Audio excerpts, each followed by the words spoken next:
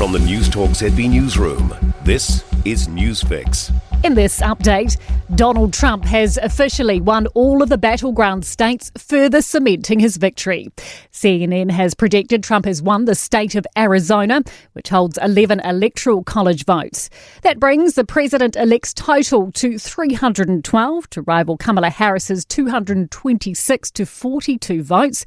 That is more than what he needed to win.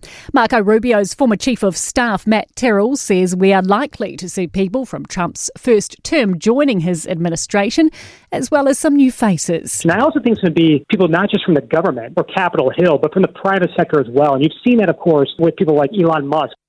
A flood-hit Westland Highway will likely remain closed for most of this week. State Highway 6 north of Haast has been damaged by slips and flooding, with work beginning tomorrow to clear rockfall. NZTA says it could take up to 3 days to remove that rockfall, and there's also cracking in the road at Knights Point.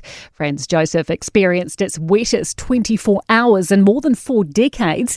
It prompted a state of emergency for southern Westland, and that has now been lifted. The climate crisis could widen the gaps in Kiwis' private insurance. Recent modelling has shown more than 440,000 residential buildings are at risk of flooding, and more than 137,000 could be uninsurable by 2050.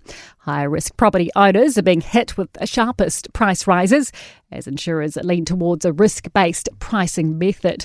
But new report from the Helen Clark Foundation suggests implementing a public scheme to reduce the costs of rebuilding underinsured communities in the long term. An urgent plea to take extra care when swimming at unpatrolled beaches after hours this summer. 4 teenagers were swimming at Auckland's Bethells Beach at sunset on Friday when they got caught in a rip. One of the females had to be rescued by Surf Lifesaving. And that is news. In sport, and to the Fast 5 netball competition in Christchurch. For a place in the grand final.